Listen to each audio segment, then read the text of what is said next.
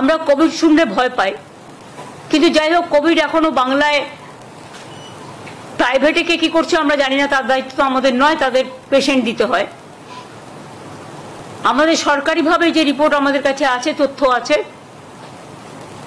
আমরা প্রত্যেককে ইম্পর্টেন্ট যারা জড়িত, পঞ্চায়েত থেকে শুরু করে, আরবান থেকে শুরু করে, মিউনিসিপ্যালিটি থেকে শুরু করে, ডিএমই থেকে শুরু করে, ডিএইচএস থেকে শুরু করে, বিশেষ করে এই ডিজিজের ব্যাপারে যোগীরাজ থেকে শুরু করে আমাদের health department, MSME department, police department, সকলে, চিফ সেক্রেটারি, হোম সেক্রেটারি, আমরা সকলকে নিয়ে কলকাতা কর্পোরেশন থেকে শুরু করে পঞ্চায়েত, রুরাল, সব ডিপার্টমেন্টকে ডেকে মিটিং করে আমরা প্রস্তুতিটা সেরে রাখলাম। ফার্দার যদি হয়, আমরা আশা করছি ওই প্যান্ডামিক আর হবে না,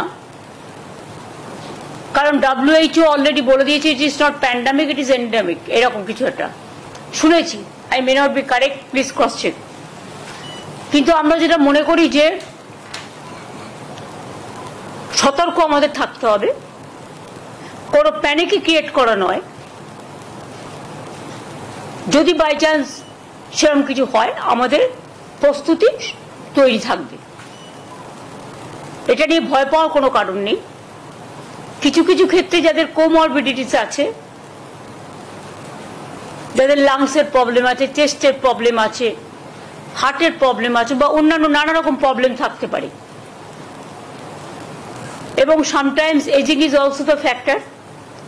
সর্দি কাশি হলেও আমরা ভাবি, সর্দি কাশি হলেও একটা বুকে কফ জমে থাকলে শ্বাসকষ্ট হয়, যার জন্য নেবুলাইজার করা হয়, করে ওটাকে ক্লিয়ার করা হয়। তারা ডাক্তার দেখান, ট্রিটমেন্ট করুন। সরকার আপনাদের সাথে সবসময় ছিল, আছে, থাকবে। চেষ্টা করুন সরকারি হাসপাতালে চিকিৎসা করা, তাহলে আপনাদের আননেসেসারিলি কোনো একটা অসুখের নামে বেশি টাকা খরচ হবে না। যার সত্যি প্রয়োজন তাকে যা যা দেওয়া দরকার সবকিছুই সরকারি হাসপাতালে আছে,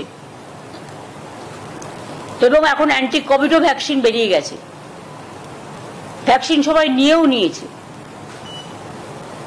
সুতরাং আমরা নিজেদের ইন্টারেস্টেই নিজেরা মিটিংটা করলাম, যাতে ফার্দার যদি কখনো সেরকম পরিস্থিতি হয় তখন আমরা যেন প্রস্তুতিটা রেখে দিতে পারি, যাতে কোনো অসুবিধে লোকের না হয়।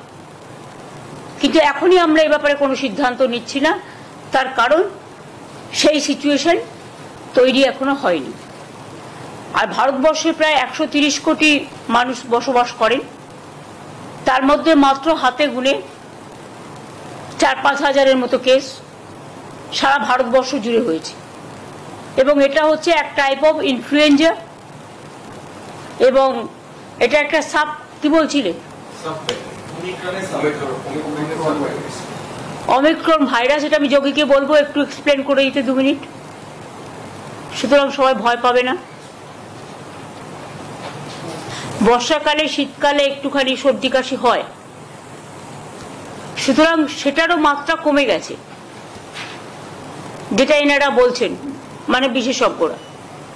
সুতরাং কোভিড নিয়ে এখনই আতঙ্কিত হওয়ার কোনো কারণ নেই, প্যানিক হওয়ারও কোনো কারণ নেই, স্বাভাবিক অবস্থায় বজায় থাকবে।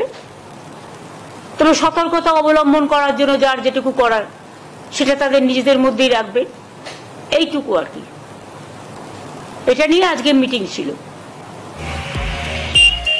নমস্কার বন্ধুরা, আমি সুজিত আপনাদের সঙ্গে দাস মোবাইলের পক্ষ থেকে সকল বন্ধুদের জানাই ঈদুল জোহার, আন্তরিক শুভেচ্ছা, ভালোবাসা ও অভিনন্দন।